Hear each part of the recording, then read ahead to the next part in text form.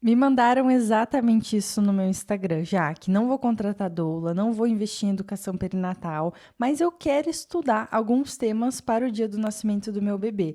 O que eu começo então? Por onde eu começo? O que eu estudo? Estou aqui com o meu tererezinho e vamos bater um papo em relação a isso. Quais são os 4 assuntos mais quentes que toda gestante e, se der, acompanhante de parto também precisam saber para o dia do nascimento do bebê? Item 1, fases do parto. Gente, é impossível ir para o dia do nascimento sem saber as fases e períodos ali do parto. Isso porque cada período ele tem características muito particulares. Então, por exemplo, assim, quando a mulher começa com puxos, que é vontade de empurrar, eu sei que ela está transicionando ou já está no período expulsivo. Ou seja, o bebê está para nascer. Talvez leve 2, 3 contrações para nascer, talvez leve 1, 2 horas, mas o bebê está para nascer. Então eu sei que nesse momento o ideal seria que eu já estivesse no lugar que o bebê vai nascer, que geralmente é no hospital. Então as fases do parto, elas garantem com que a gente saiba exatamente em que pezinho a gente está do trabalho de parto. Quando é hora de descansar, quando é hora de fato mandar mensagem, ó, a gente tá para nascer, quando é hora de ir pro hospital, o que faz parte do processo natural de cada período. Então, por exemplo, náusea, vômito, isso é normal, não é? Em que período isso vai aparecer? Por que aparece? Entende como são várias particularidades que podem aparecer em cada período e que vai mudando e que faz a gente entender em que pé do seu trabalho de parto você está. Então, o primeiro tema, fases ou períodos do trabalho de parto. Segundo tema que eu estudaria com toda a certeza do mundo, como aliviar dor no parto. Métodos não farmacológicos para alívio da dor no parto. Gente, os livros de obstetrícia, eles descrevem mais de 10 métodos não farmacológicos, tudo com base em evidência científica, como a gente pode usar isso de maneiras alternativas em cada parto, em posições. Então, é extremamente minucioso, assim. Então, tem coisa que dá para tentar. Então, por exemplo, uma das coisas que tem lá, a questão da água. Então, tanto a questão da imersão ali na banheira, como também chuveiro, bolsa térmica, né, de água. Então, quando usar? Às vezes o chuveiro no começo do trabalho de parto, ele não funciona. Por quê? Porque faz aumentar a dor. Então a gestante não quer, mas lá para frente, quando o bebê está prestes a nascer, que a mulher já está na dor ápice, o chuveiro passa a ser bem visto.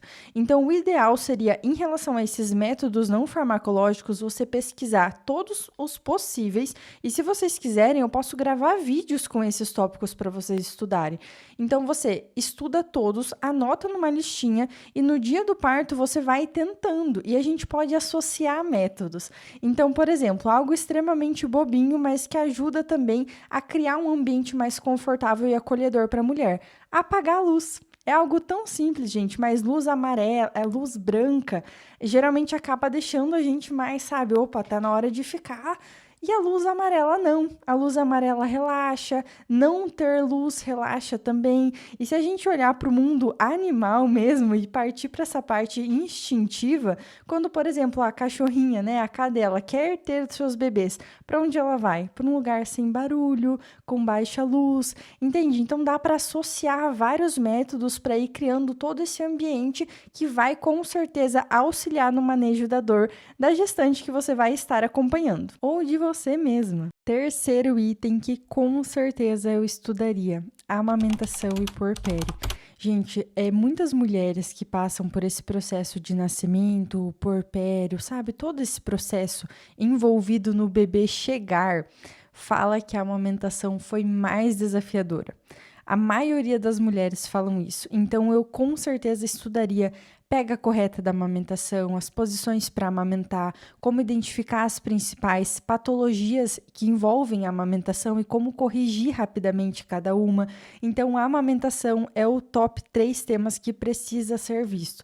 No meu trabalho, acaba que eu separo, porque eu sei que não é a realidade para todas as gestantes terem uma doula, terem uma educadora perinatal. Então, em muitos casos, eu acabo dando aula de amamentação antes do parto, e aí eu já atendi gestantes de fora do Brasil, de vários estados do Brasil. É uma área que eu gosto muito do meu trabalho.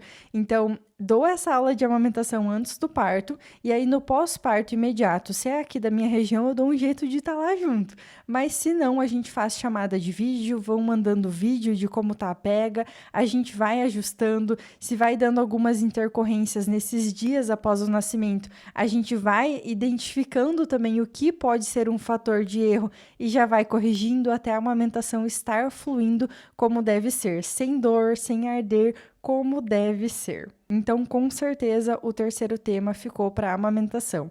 A parte do puerpério que eu mencionei é porque o puerpério, que vai coincidir com o período de amamentação, pode ser bem desafiador para algumas mulheres e, sobretudo, para algumas famílias de maneira geral.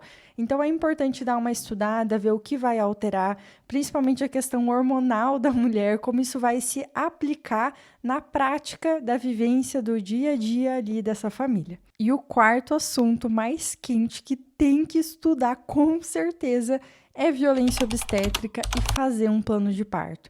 Gente, as carteirinhas de gestante pelo SUS, não são todas, tá? Mas as carteirinhas de gestante pelo SUS, elas têm um plano de parto.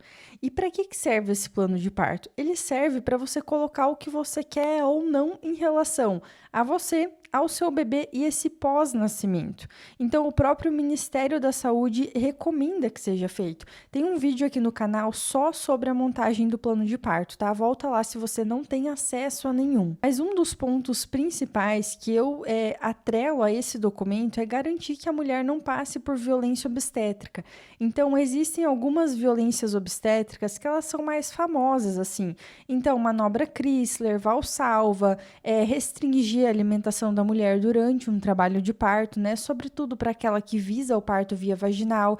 Então, assim, tem vários tipos de violência que a gente enquadra como violência obstétrica. Algumas, elas não são tão... não tem um impacto na saúde do bebê, por exemplo. Digamos assim, pode acontecer um desrespeito para uma gestante que é adolescente.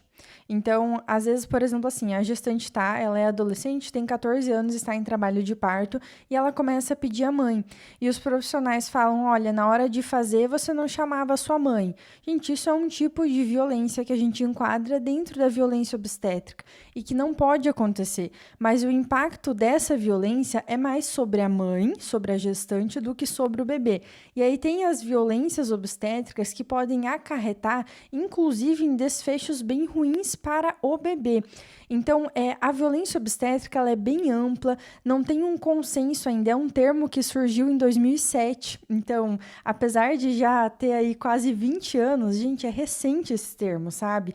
Então, é bem amplo, tem pouca definição, é um pouco mais difícil de pesquisar, assim, porque a gente não sabe até que ponto vai a violência obstétrica. Mas, assim, diante de tudo que eu falei pra vocês, eu sei que dá um nó na cabeça, porque onde vocês vão achar isso?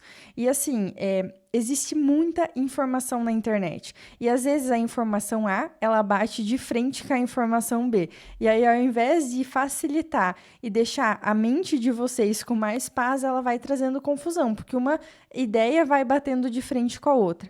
E para tentar amenizar isso, eu criei a minha educação perinatal online. Eu tenho uma maneira prática de ajudar vocês, que é com o meu curso gravado, que se chama Meu Plano A. Ele está disponível no meu Instagram, eu vou deixar aqui no link a descrição para vocês também, mas, gente, tem mais de 40 aulas lá. Todos os itens que eu passei aqui para vocês são uma aula do curso. Então, por exemplo, violência obstétrica é uma aula. Plano de parto, a gente tem 3 aulas sobre isso.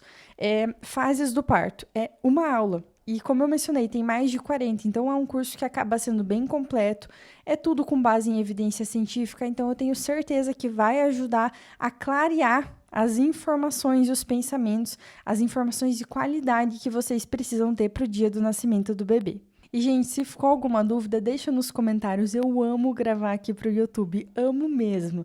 Então, as dúvidas de vocês podem ser ideias para novos vídeos. Se vocês querem que eu explane melhor cada item desses aqui, 1, 2, 3 e 4, quais são os subtópicos dentro desses tópicos, eu posso trazer. Só me falem o que vocês precisam, que vai ser um prazer ajudá-las. Bom nascimento para vocês!